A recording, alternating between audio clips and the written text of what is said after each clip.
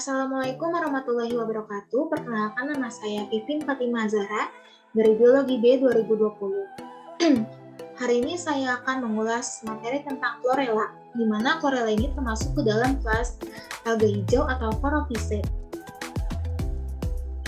Dapat kita lihat bahwa chlorella ini belum memiliki akar, batang, dan daun sejati, tapi memiliki pigmen klorofil, di mana sehingga chlorella ini termasuk bersifat fotoautotrof.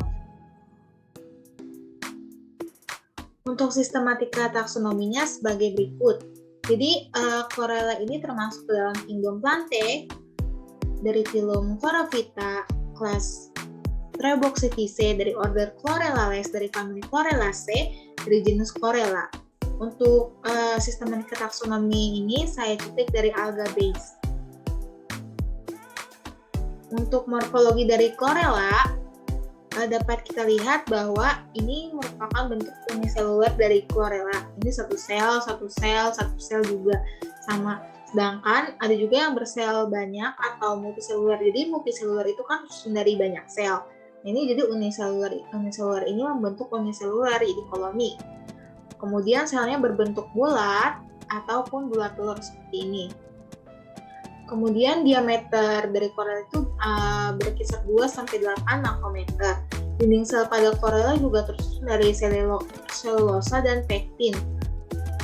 Selain itu, kloroplas dari chlorella ini berbentuk cangkir atau cup shape. Namun di sini itu tidak terlalu terlihat jelas ya.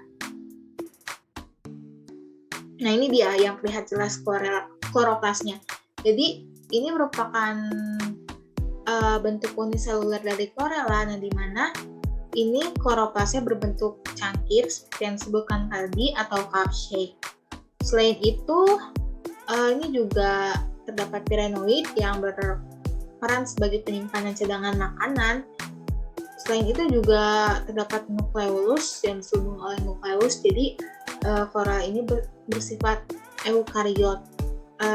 Selnya juga diselubungi oleh membran, dan di bagian luar membran itu diselubungi lagi oleh dinding sel. Nah, dinding sel ini bersifat keras karena tersusun dari selulosa dan pektin. Jadi sama seperti tumbuhan darat. Selain itu, kesamaan lainnya dengan tumbuhan darat itu memiliki klorofil B.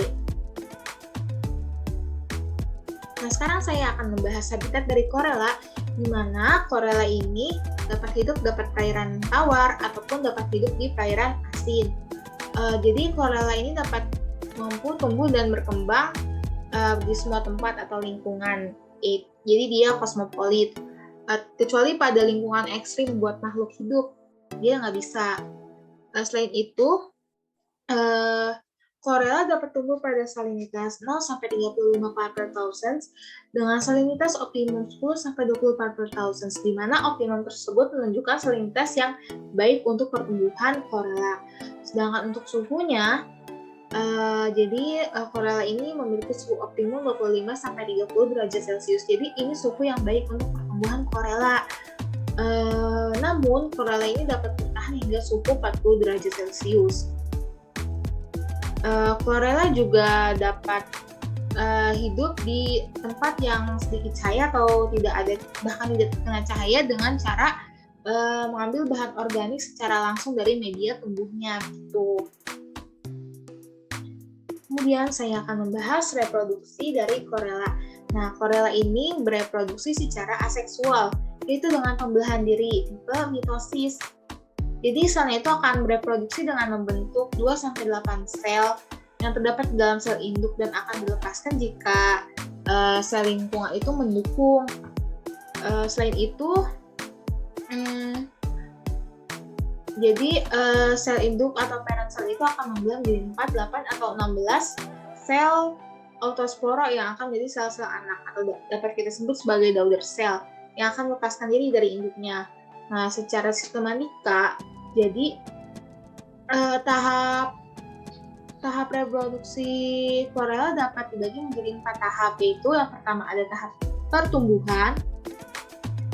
Ini dia tahap pertumbuhan, di mana pada tahap ini terjadi menjadi besar gitu chlorellanya. Ini dia korela tumbuh besar dan akan memasuki tahap maturity atau tahap pemasakan awal.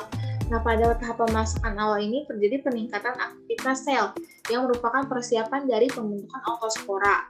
Nah, kemudian akan masuk ke post maturity atau tahap pemasakan akhir, di mana pada tahap pemasakan akhir ini akan terjadi pembentukan autospora atau sel induk muda. Nah, sel itu kemudian akan mengalami pembelahan nih, cell division.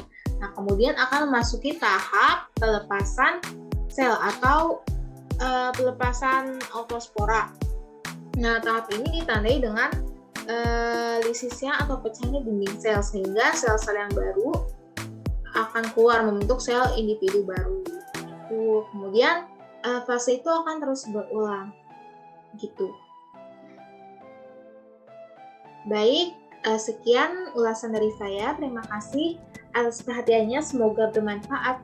Wassalamualaikum warahmatullahi wabarakatuh.